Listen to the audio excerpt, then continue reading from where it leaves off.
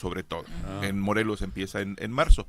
¿Por qué se da el levantamiento? Porque los seguidores de Madero en el estado de Morelos, encabezados por Pablo Torres Burgos, nacido en el antiguo Mapaxtlán, en la villa de Ayala, fue designado por el propio Madero para encabezar el movimiento y viajó a Estados Unidos, donde se encontraba Madero, para darle su nombramiento y las cartas credenciales y los nombramientos firmados por Madero en blanco, para que el propio Pablo Torres Burgos designara con rango militar a quienes se sumaran. En ese primer momento a Emiliano Zapata Salazar se le dio el rango de coronel, y a otros hombres más de la región se les dieron rangos diversos. Sin embargo, ya hablamos de que al darse el levantamiento, algunos revolucionarios no buscaban justicia sino venganza, como el caso de Gabriel Tepepa en Tlaquiltenango, que asesinó al presidente municipal de Tlaquiltenango arrodillándolo delante de su esposa y sus hijos pequeños. ¿Tiro de gracia? Un tiro en la cabeza. ¿En la nuca? De la manera más vil, no, de frente, de la manera más vil. Él era un asesino, aunque algunos han querido encumbrarlo como héroe.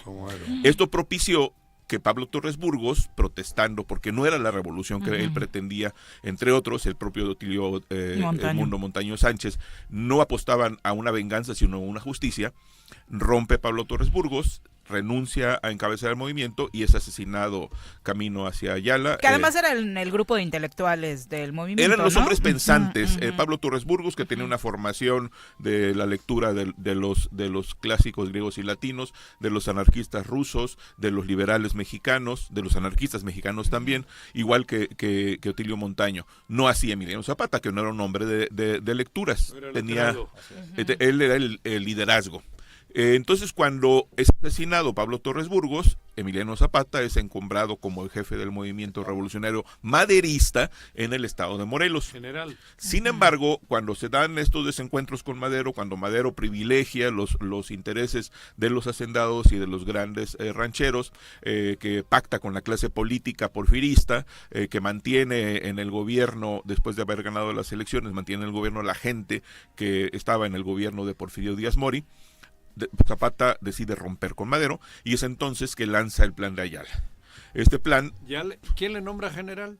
¿O no fue nombre? Lo nombraron coronel. El nombramiento de general fue para Pablo Torres Burgos por el propio Madero. Al morir Pablo Torres Burgos, asumió esta responsabilidad con la aclamación de las tropas. Él era un líder por características que ya analizamos. Él era un hombre muy conocido en toda la región de Morelos, Puebla, Guerrero, porque se dedicaba al comercio, entre otras cosas. Era productor agrícola, no era el campesino pobre, era un hombre que también disfrutaba la fiesta. Él iba de fiesta en fiesta porque era el espacio para comerciar, era el espacio para generar negocios.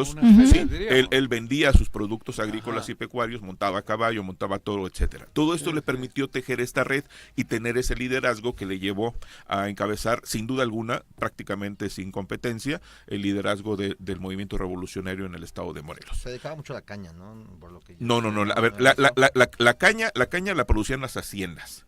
Había otros productos como el maíz fundamentalmente y obviamente la calabaza, el chile y demás que se producía por quienes no tenían las tierras de las haciendas. Había productores agrícolas, había campesinos de manera general, pero no todos eran pobres. Zapata era un clase mediero rural que además comerciaba con animales. Era un experto en la educación de animales, de caballos. O sea, no era el caballerango, era el encargado de darle de comer a los animales. Era el hombre, era el arrendador, el experto en caballos, el que los seleccionaba, los educaba, sabía de cruzas, de razas, etcétera. Era otro. Era un experto en caballos, no era el que alimentaba, el hombre que alimentaba a los caballos. En este rompimiento con el plan de Ayala, que tiene varios, se ha construido muchas mentiras en torno al mismo plan de Ayala, hay que decir varias cosas. La primera, no se firmó en Ayala, como lo dice el propio plan, que de hecho no se llama como tal, sino es el Plan Libertador de los Hijos del Estado de Morelos, es el verdadero nombre. Que muchas veces sucede esto en la historia, se le da un nombre más práctico, digamos que sea más fácil de recordar, pero no es el nombre original, es el Plan Libertador de los Hijos de Morelos. Segundo, no fue firmado en Ayala, sino en Ayoxustla, en Puebla, por las razones de la persecución. Ya las tropas federales estaban persiguiendo a los revolucionarios. Hay un lema con el que se firma el plan de Ayala, que es justicia y ley, que han trastocado todos y han planteado que el lema zapatista Era es ese. tierra y libertad, o la tierra volverá a quien la trabaje con sus manos. Eso es mentira. El primer lema zapatista fue justicia y ley, que después se transformó en libertad, justicia y ley, y posteriormente en reforma, libertad, justicia y ley. Hay varios planteamientos también. Se ha dicho que Zapata no aspiraba al poder. Definitivamente el Plan de Ayala demuestra lo contrario, porque al desconocer a Madero como líder de la revolución, como presidente de la República, propone que Pascual Orozco sea quien encabece el movimiento, y de no aceptar, lo encabezaría el propio Zapata. Es decir, Zapata firma el documento que lo encumbra como líder de la revolución del país. Esto es buscar el poder.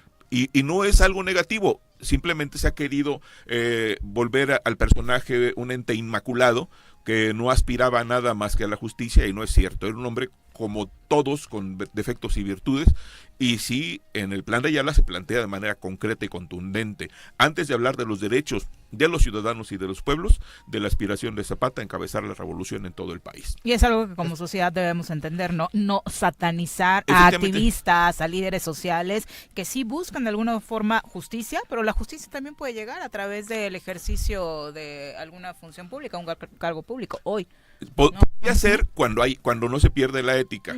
Lamentablemente el mismo zapatismo derivó en que muchos de los hombres que militaron en él, que sobrevivieron a Zapata, ocuparon cargos públicos, ocuparon cargos de elección en las cámaras, y no respondieron del todo a los preceptos que defendieron en su momento. ¿Traicionaron el movimiento? No lo traicionaron, pero fue un acto acomodaticio. Finalmente, después de la muerte de Zapata, los sobrevivientes pactan en su mayoría con Álvaro Obregón, que fue uno de los hombres que combatieron al propio Zapata, y eso les da el beneficio de obtener curules en la Cámara de Diputados Federal, de arribar al Senado, y también de obtener algunos cargos en el gobierno federal.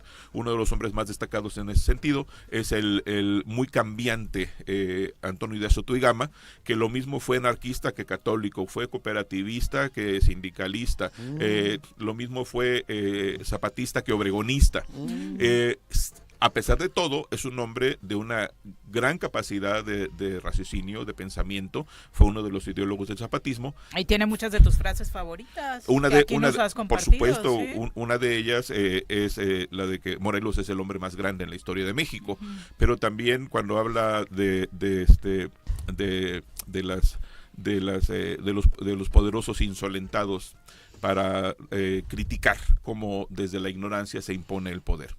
¿De cuál uno vas a estar hablando? Y de otros, hay muchos otros. Pero Zapata, en el momento en que entra con Pancho Villa, es también cuando estaban buscando el poder. De hecho, quien sí desprecia el poder es Villa.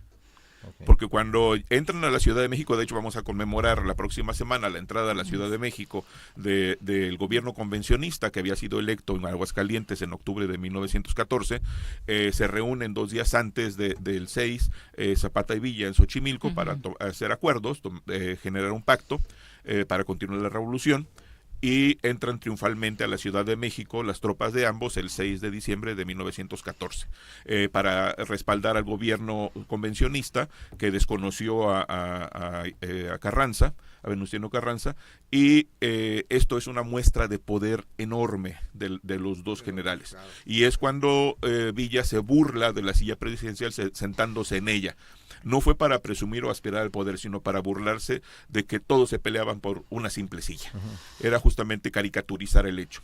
Zapata, más mesurado, menos histriónico, se sentó junto con él, y esto habla de un pacto que no se concretó del todo. Ya Zapata tenía como una fijación la defensa y el enarbolamiento del Plan de Ayala como condición para la suma de cualquier individuo, de cualquier grupo. Y los hacía que firmaran. De hecho, hizo que la Convención Revolucionaria en Aguascalientes aceptara el Plan de Ayala como condición para que los zapatistas se sumaran a ella. Sin embargo, el Plan de Ayala tiene también que ver con esta perspectiva de los derechos de los pueblos y de los individuos. Lo que plantea en términos positivos el acto de justicia que es el que más debe destacarse, es la reivindicación de los ciudadanos para tener un pedazo de tierra, donde vivir, donde trabajar, y la reivindicación de los derechos de los pueblos sobre tierras, aguas y montes.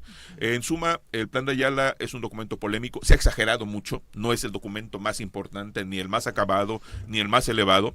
Y el otro asunto que tiene que ver con el Plan de Ayala es su autoría. Hay algunos ignorantes que han pretendido asignarle a otros personajes la autoría del Plan de Ayala, cuando todas las fuentes demostrables apuntan a que fue Otilio Montaño quien lo redactó, quien lo concibió junto con Zapata en términos ideológicos y conceptuales, pero quien lo realizó ya en términos escriturales. La sintaxis del Plan de Ayala es de Otilio Edmundo Montaño Sánchez. Hoy recordando también en este contexto, reconociendo el aporte ideológico de Montaño a la revolución a través del Plan de Ayala. Es la base del zapatismo. Como mañana... Se conmemora el aniversario de la firma y promulgación del Plan de Ayala. Se difundió primero de manera manuscrita, luego se transcribió de manera mecanoscrita y luego se publicó en diarios en la Ciudad de México.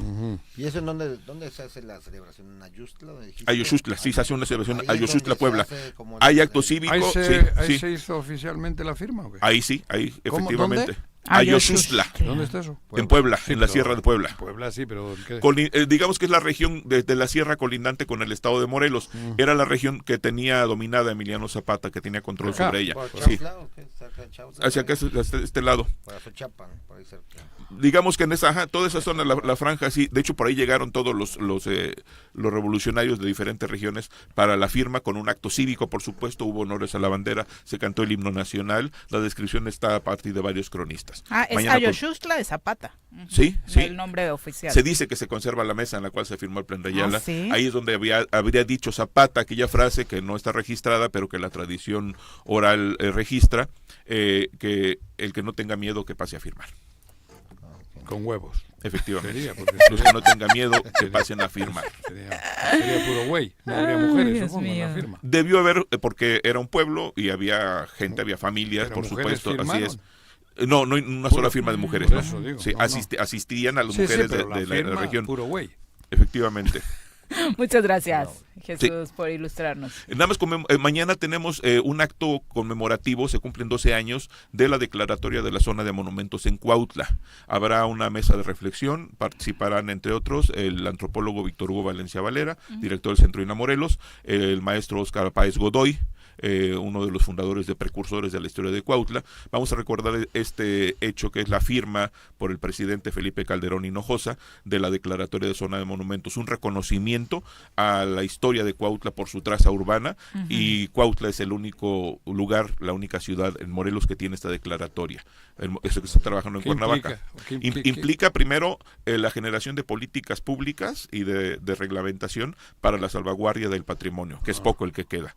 Segundo, la posibilidad de reconocimiento, si se hacen las cosas correctamente, por la UNESCO como patrimonio mundial. De la humanidad. Y la posibilidad, si hay inteligencia, de gestionar recursos para poder mantener el centro histórico y garantizar que el patrimonio se conserve para los cuautlenses y los morelenses. ¿Esa inteligencia aquí la tiene que poner el ayuntamiento? Todas las autoridades en las 3 esferas de gobierno. Y los cuautlenses, porque no es un asunto solo de gobierno. Que la rehabilitación que se hizo del Zócalo de Cuautla es horripilante. Fue una de las peores obras que se han hecho.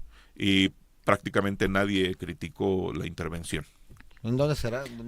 Será esto en el Museo Casa Morelos, sí, de Cuautla, el lugar donde habitó José María Morelos y Pavón durante el sitio de Cuautla. Muchas gracias por acompañarnos. Buen día.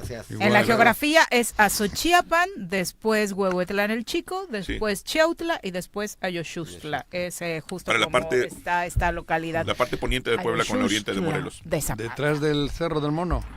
8:51. Volvemos.